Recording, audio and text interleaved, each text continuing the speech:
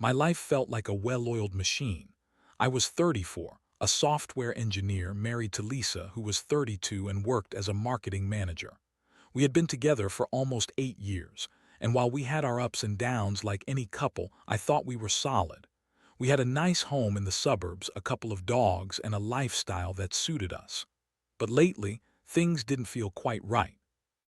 I couldn't put my finger on it, but Lisa had become distant, less interested in intimacy, more absorbed in her phone and often vague about her whereabouts. Initially, I chalked it up to work stress. Lisa was ambitious, and her job demanded long hours. I tried to be understanding, but my gut was telling me something else. I noticed little things. Her perfume smelled different, her clothes were more revealing, and she began spending more time out with friends who had mysteriously appeared in her life. I guess I was in denial. I didn't want to believe that the woman I loved could betray me. The moment I discovered the truth was like a tornado ripping through my life. I had just come home early from work, hopping to surprise her with dinner. As I entered, I heard laughter coming from our bedroom. At first, I thought it was a harmless phone call with a friend, but something compelled me to investigate. I crept down the hall, and as I peeked through the slightly ajar door, my heart sank. There she was, Lisa, laughing and joking with another man. It was like a scene out of a movie, straight out of my worst nightmares.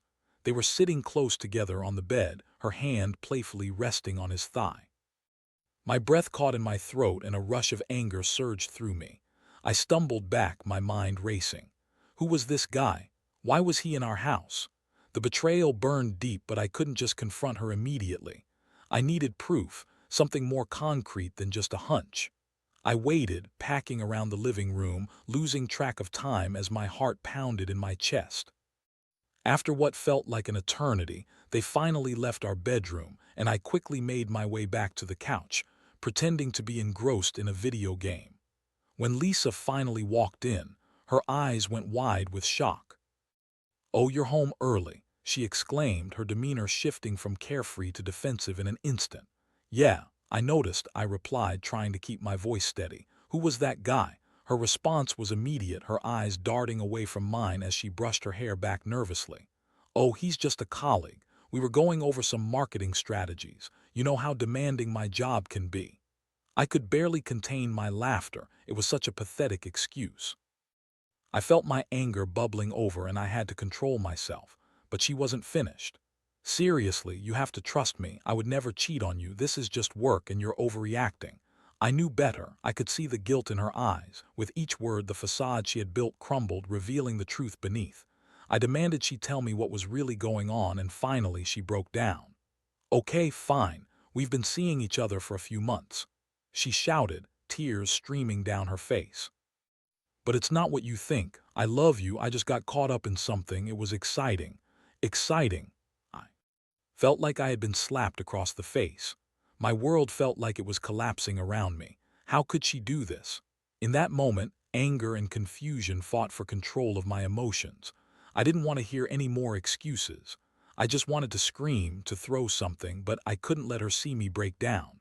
The emotional impact was overwhelming. I felt like someone had ripped out my heart and stomped on it. I had devoted my life to this woman, and she had thrown it all away for a fleeting thrill. The sadness washed over me in waves, and I found myself feeling hollow, as though I were just a shell moving through life. I wanted to scream, cry, and punch a wall all at once, yet I just sat there, processing the betrayal. In the midst of the chaos, I realized I had a choice to make. I could either wallow in my sorrow or take control of my life. I had always considered myself a rational person, so I began to formulate a plan. The thought of revenge hovered in the back of my mind, slowly solidifying. What was the best way to act? How could I regain some semblance of control? I stewed in my thoughts, realizing that this wasn't just about her betrayal. It was about me reclaiming my dignity and moving forward. As I contemplated my next steps, I felt a strange sense of power beginning to rise within me. I wouldn't let this destroy me. I would rise above it. After that night, everything changed. Lisa and I were living under the same roof, but it felt more like we were strangers in a tense standoff. I was filled with a whirlwind of emotions, anger, betrayal, and a heavy sense of loss. But rather than breaking down, I decided to take control of the situation. My first step was to gather evidence. If I was going to confront her fully, I needed to know the entire truth. Over the next week, I began to observe Lisa more closely. She thought I was still processing everything, but in reality, I was gathering every piece of information I could. I would watch her interactions, noting the way she laughed at her phone and how she'd get flustered every time I walked into the room while she was texting. I found myself becoming a detective in my own home, a role I never thought I'd play. One evening, while she was taking a shower, I decided to take a look at her phone. I knew it was a breach of trust, but I was beyond caring. I had been betrayed, and now it was my turn to uncover the truth. I scrolled through her messages and, unsurprisingly, found dozens of texts exchanged with the guy from that fateful day, Chris. I learned his name was. The messages ranged from flirty banter to explicit plans they had made. My heart raced as I read them. It was all there in black and white, the evidence of her infidelity. I felt a mixture of anger and relief. I finally had what I needed to confront her, but the reality of the situation sank deeper. I wasn't just dealing with a cheating wife. I was dealing with a woman who had decided to share her life with someone else. The betrayal cut deeper than I could have imagined. The next day, I planned the confrontation. I had decided that it was time to make my feelings known and to show her that I wouldn't be a passive victim in this situation. When Lisa got home from work, I sat her down at the dining table, the same place we had shared countless meals, laughter, and stories. It felt surreal, a moment steeped in the memories of what used to be. "Lisa," I started, my voice steady, "we need to talk." Her expression shifted from casual to concerned. "What's wrong?" she asked, trying to feign innocence. "I know about Chris," I said, my heart pounding in my chest. "I've seen your messages. I know everything." Her eyes widened, and for a moment I thought she might deny it again, but instead she just looked defeated. "I didn't mean for any of this to happen," she whispered, her voice cracking. It just happened. Just happened." I shot back, unable to suppress my anger. "You think that's an excuse for what you've done? You've been lying to me, sneaking around behind my back, and now you want to play the victim." She burst into tears, but I wasn't about to let pity take hold of me. "You think crying is going to change anything? You've made your choice, Lisa. You chose him. You chose to betray everything we built together." As I spoke, I felt a strange sense of clarity wash over me. The pain was still there, but the anger was transforming into something more focused, a determination to take back my life. I could see that Lisa was genuinely remorseful, but it didn't matter. The damage had been done and trust was irreparably broken. "Do you love him?" I asked, wanting to hear her say it. She hesitated, and that pause spoke volumes. "I don't know," she finally admitted. "It was just fun. It was exciting. I thought I could have both." With that admission, something clicked within me. It was clear that she was no longer the woman I had married. The Lisa I loved was gone, replaced by someone who had chosen a path of deceit. It was a wake-up call. I couldn't let myself be dragged down by her choices. I stood up, feeling empowered. "I deserve better than this, and you know it. I'm done trying to fix something that's already broken. I'm leaving." The look in her eyes shifted from sorrow to desperation. "Please, don't do this. I can change. We can work on it," she pleaded, but I had made my decision. I watched as her face crumbled. The tears flowed freely, but I felt numb. This wasn't the time for sympathy. It was time for me to reclaim my life. I couldn't be her safety net anymore. I couldn't allow myself to be foolish again. As I walked away, I felt a strange sense of liberation. I had made the choice to stand up for myself and to stop being a victim of her lies. I couldn't change what had happened, but I could control what happened next. I was done living in the shadows of her betrayal and ready to take the first step towards finding my own happiness. It was time to think about my next move. I needed a plan and a way to heal from this experience, both emotionally and physically. I began to reflect on how to exact my revenge and make sure she understood the consequences of her actions. I was ready to take charge. The days that followed my confrontation with Lisa were surreal. I found myself moving through life in a haze, each day blurring into the next. Friends started noticing my absence. I had become a ghost, drifting through social interactions but not really connecting with anyone. I needed time to think, to regroup, and most importantly, to formulate a plan that would allow me to reclaim my dignity. While I was initially torn between feelings of heartbreak and rage, I decided that anger would be my driving force. It would fuel my revenge and help me channel my pain into something productive. I began researching ways to best execute my plan, focusing on what would hurt Lisa the most while also allowing me to heal from the betrayal she inflicted. I started by removing tangible reminders of our life together. I packed away the framed wedding photos and our other memories into boxes, stashing them in the garage. The memories felt heavy, each item a reminder of what I had lost. I couldn't dwell on them anymore. I needed to create a new space for myself, a place that wasn't tainted by her infidelity. But revenge was calling.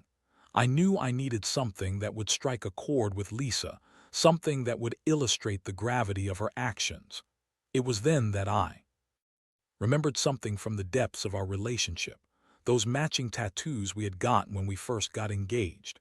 They were symbols of our love, but now they felt like chains binding me to a past that was no longer mine. The tattoos were small but significant, his and hers designs on our wrists. I had never been a fan of tattoos, but I had gotten them because of my love for Lisa. She had always gushed about how much they symbolized our bond.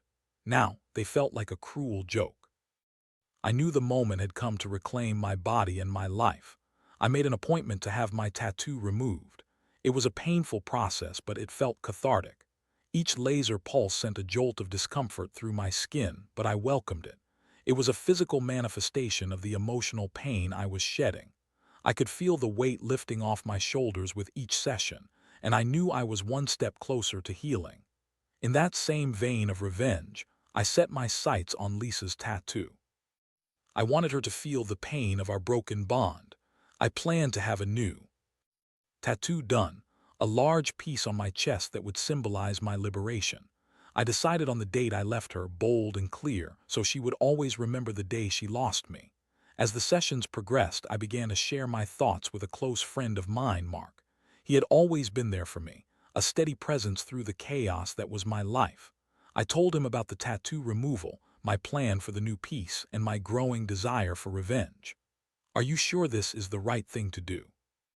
Mark asked, concern etched on his face. "I mean, revenge can be a slippery slope. What if it only leads to more pain?" I nodded, acknowledging his concerns. "I get it, man, but this isn't just about revenge. It's about reclaiming what's mine and showing her that I'm not going to be a victim." Mark sighed, leaning back in his chair. "I just don't want to see you get hurt even more. You deserve to heal, not to dwell on this." But I was resolute. I felt like a phoenix rising from the ashes, and I was determined to rise, stronger than ever before. I didn't want to be the man she had left hanging. I wanted to take charge of my narrative. As the weeks went by, I went through the transformation physically and emotionally. The tattoo removal was almost complete, and I was about to get my new piece inked. It was a powerful symbol, one that would remind me of my strength but also serve as a constant reminder to Lisa of what she had lost. One evening, as I sat in the tattoo parlor, I watched the artist prepare the ink. I felt a sense of anticipation mixed with anxiety. This was it, this would mark a new beginning. The buzzing sound of the needle filled the room, and as the artist began etching the design onto my chest, I felt a surge of empowerment. Every line was a reminder of my strength, my resolve, and the determination I had to move forward. Once it was done, I gazed at the fresh ink, feeling a sense of triumph. It was bold and unyielding, a testament to my journey and a reminder that I was ready to leave Lisa and her betrayal behind. With the tattoo complete, I decided it was time to confront Lisa again. I wanted her to see my transformation, to understand that I had taken control of my life and that I was no longer willing to be her pawn. This time, I would be the one setting the terms. I texted her, asking her to meet at a local cafe, a neutral ground where we could talk. I could only imagine the look on her face when she saw what I had done. I felt a mix of anticipation and apprehension, but I knew I was ready to face whatever came next. It was time for the final confrontation, the moment where I would lay everything on the table and show her the consequences of her choices. The cafe was bustling when I arrived. the smell of freshly brewed coffee and baked goods mingling in the air. I chose a corner table, giving myself a clear view of the entrance. My palms felt slightly clammy as I waited for Lisa to show up. Part of me was nervous, but I shoved those feelings aside. I had made significant changes in my life, and I was ready to stand firm in my resolve. When Lisa walked in, she looked as beautiful as ever, but there was a different energy about her. Her usual confident strut was replaced by a hesitant gait. She spotted me and approached cautiously, her expression shifting from anticipation to concern as she took a seat across from me. "Hey," she said softly, her voice tentative. "Hey, Lisa," I replied, keeping my tone even. I could see the uncertainty etched across her face, and it felt oddly satisfying. She had no idea what was coming. "Thanks for meeting with me. I've been thinking a lot about what happened," she began, her eyes darting away from mine as she fidgeted with her hands. "Thinking or regretting?" I interjected, cutting through her attempts at small talk, because it's hard to tell at this point. Her cheeks flushed as she met my gaze. I know I messed up. I've been trying to figure out how to fix things, how to make things right between us." I leaned back, crossing my arms. "You really think there's a way to fix this? You think a sorry or a couple of nice words will erase what you did?" I didn't think of it that way at the time. "It was a mistake," she insisted, her voice rising slightly in pitch. "It meant nothing. I love you. I want to work on our marriage." "Love, is that what you call it?" I scoffed. "You were out there with someone else, laughing, sharing intimacy that was meant for us. How can you even say you love me after that?" At this point, I could see her beginning to crumble. I know I made a huge mistake," she said, her voice trembling. "But I'm here now. Can't we at least talk about it? You're all I think about." "Lisa, you don't get it. It's too late for that," I replied firmly. "You had your chance and you blew it. You chose excitement over commitment, and now you want to pretend like I should just forget it all." "I'm not pretending," she pleaded, her eyes glistening with tears. "I've been a fool, and I realize that now. I just want a chance to prove that I can be better." I was done with her excuses. "You talk about wanting to be better, but you don't understand what you've lost. You'll never truly appreciate what we had unless you see the consequences of your actions." With that, I leaned in closer, my voice low but steady. "I want you to see something." I pulled down the collar of my shirt to reveal my new tattoo, the date I left her inked prominently across my chest. Lisa's eyes widened in shock as she took in the bold numbers. What does that mean?" she stammered, her voice barely above a whisper. "It means I'm done," I said, my heart pounding with conviction. "It's a reminder of the moment I chose myself over you. You think you can just waltz back into my life and everything will be okay. No, this is my declaration of independence from your betrayal. Please don't do this," she begged, her voice breaking. "You don't really mean it. We can work through this." I shook my head. "There's nothing to work through. You made your choice, and now it's time for me to make mine. I deserve better than what you've given me. I'm not going to be your safety net anymore." Her face fell, and for a moment I thought I saw a flicker of genuine realization in her eyes. "I didn't think it'd come to this," she said softly, tears streaming down her cheeks. "I never wanted to lose you." "Then you should have thought of that before you decided to be with someone else," I replied coldly. "I'm done being hurt over your actions. I'm taking my life back." With that, I stood up, leaving her sitting there, stunned and defeated. I walked out of the cafe, the weight of the world lifting from my shoulders with each step I took. As I left, I felt an overwhelming sense of liberation. I was no longer tangled in the mess of our past. I was free to pursue a future of my own making. The aftermath of that confrontation was a mixture of relief and a lingering sadness. I knew that breaking up with Lisa was the right decision, but part of me still mourned the relationship and what it had once meant to me. However, I also felt empowered. I was taking control of my life, and this was my path to healing. Over the next few weeks, I reflected on the lessons I had learned. I had recognized my worth and refused to let someone else's choices define my happiness.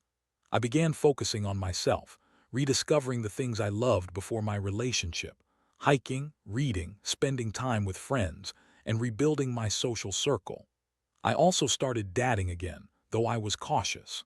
I wanted to make sure I didn't rush into anything, and that I took the time to find someone who would appreciate and respect me. I enjoyed the process of getting to know new people, feeling the thrill of possibilities, and more importantly, rediscovering my own identity. I had turned what felt like the end into a new beginning.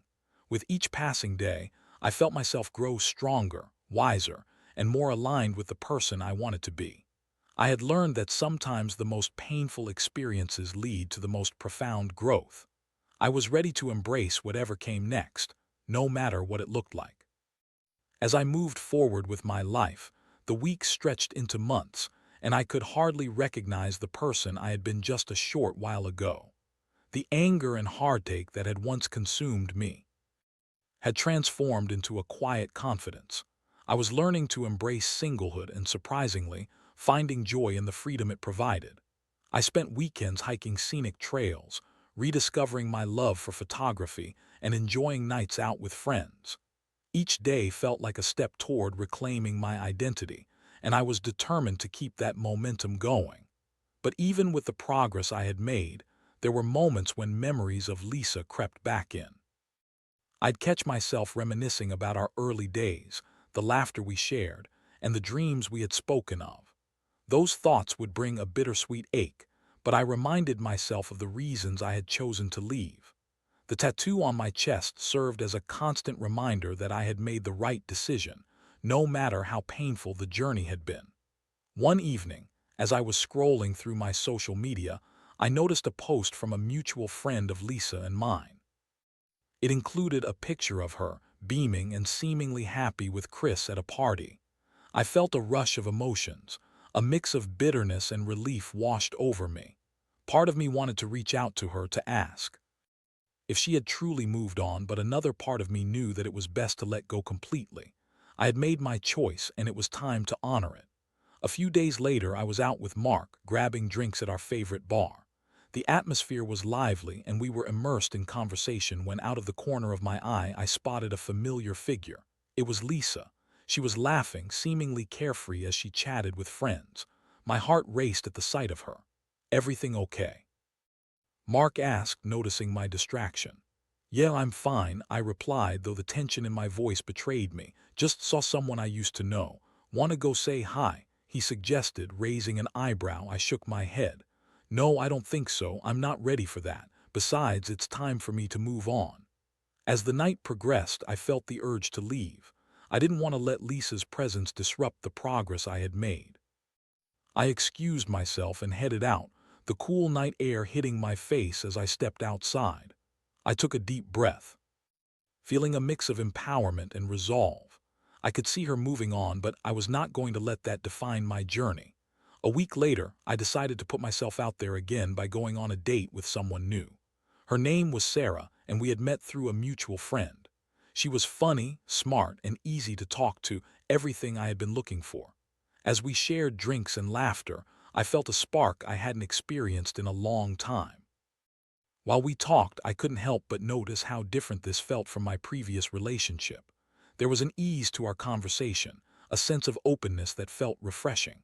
I found myself laughing genuinely, forgetting the weight of my past for a while.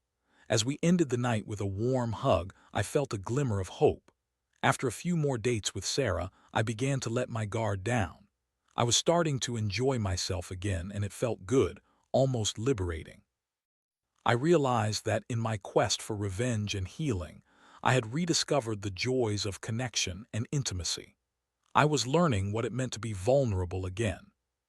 But this time it was on my terms. But just as I was starting to embrace this new chapter, I received an unexpected text from Lisa. "Can we talk?" The message read.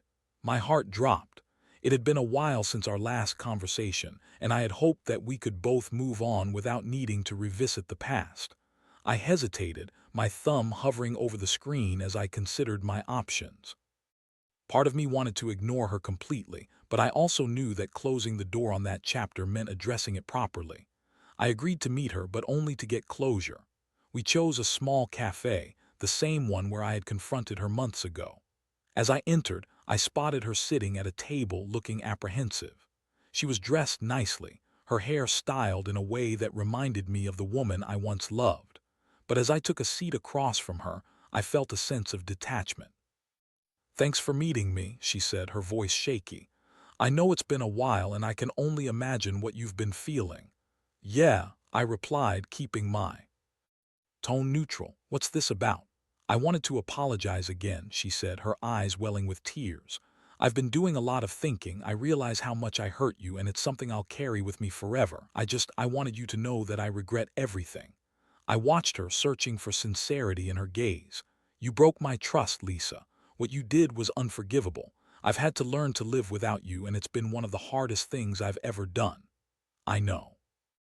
I understand that, she said, her voice trembling. I just wanted to tell you how truly sorry I am. I didn't realize what I had until it was gone. In that moment, I felt a mix of compassion and anger. You can't just say you're sorry and expect everything to magically be okay. You made your choice. You chose him over me. I know, she whispered, wiping away tears. But I see now how wrong I was. I thought I could have it all without considering how it would hurt you. I just wanted to say goodbye properly. As the conversation continued, I felt a strange sense of closure washing over me. Maybe this was what I needed to fully move on, to see that she recognized the pain she had caused, but I also made it clear that there was no going back for us. Goodbye, Lisa, I said, my voice steady. I hope you find what you're looking for, but I've moved on. I'm ready to embrace my life without you in it. With her nod of understanding, I walked out of that cafe feeling lighter than I had in a long time. That meeting had given me the closure I didn't even know I needed, allowing me to fully embrace the new chapter of my life. I was finally ready to let go of the past and step into the future, one that was all mine. Leaving the cafe felt like shedding a heavy layer I hadn't even realized I was still carrying. The emotional weight of my past relationship with Lisa had been a constant companion, but now, with the closure of that final conversation, I felt liberated. I stepped out into the crisp air, and with each breath I inhaled a sense of possibility. In the following weeks, I dived headfirst into my personal life. I was no longer just a shadow of my former self. I was a man reclaiming his identity. I went hiking more often, exploring untouched trails and snapping pictures of landscapes that reminded me of the beauty of life outside the confines of my previous relationship. Every step through the wilderness felt like a step closer to healing, to becoming whole again. I continued seeing Sarah, and as our relationship blossomed, I felt a sense of excitement I hadn't felt in years. She brought a lightness to my life, and with every date I could see the connection growing. We shared laughter over dinners, explored new activities together, and found a rhythm that felt comfortable yet invigorating. I was careful, though. I learned to take things slow, to cherish each moment without the pressure of rushing into something too fast. One evening, as we sat on a rooftop bar overlooking the city, I realized how far I had come. The sunset painted the sky in hues of orange and pink, and Sarah was animatedly sharing a story about her recent adventure. I watched her, captivated by her passion, and in that moment I felt a warmth in my heart that reminded me of the joys of connection. "Hey," she said, noticing my gaze. "What's on your mind?" I smiled, unable to hide my thoughts, just realizing how grateful I am to have you in my life. "You make things feel light, you know." She returned my smile, a twinkle in her eye. "I feel the same way. It's refreshing to be with someone who's ready to embrace life." It was then that I knew I was no longer defined by my past. I had faced the pain, endured the heartache, and come out on the other side stronger. Lisa's betrayal had opened my eyes to the possibilities of life and love beyond the confines of a toxic relationship. I had learned to value myself, to set boundaries, and to prioritize my own happiness. As the evening progressed, I felt a sense of peace settle over me. I knew that while I could still reflect on the lessons learned from my time with Lisa, I was no longer tethered to those memories. I had emerged from the darkness ready to embrace a future filled with hope, adventure, and love. As I began to plan a trip for Sarah and me to the mountains, I looked forward to creating new memories, ones that would be filled with laughter, connection, and joy. The thought of exploring new places together filled me with excitement, and I couldn't wait to share those moments with someone who appreciated me for who I was. In hindsight, I realized that the entire experience had been a catalyst for growth. I had learned that sometimes life forces us to confront our deepest fears and insecurities, pushing us toward change and self-discovery. I had also learned that love could be exhilarating, but it should never come at the cost of my own self-worth. As I continued to move forward, I made a promise to myself to always prioritize my happiness, to never settle for less than I deserved, and to embrace the adventure that life had to offer. The past was behind me, but the future was bright, and I was ready to walk into it with open arms. I wouldn't say that I was entirely healed, but I was learning to dance with my scars rather than allow them to dictate my life. Each day was a new opportunity to explore, to connect, and to love passionately without fear or hesitation. And so I stepped into my new life, ready for all the adventures that lay ahead. I was no longer just a man recovering from betrayal. I was a man reborn, ready to embrace everything that life had to offer. Life was good, and the journey was just beginning.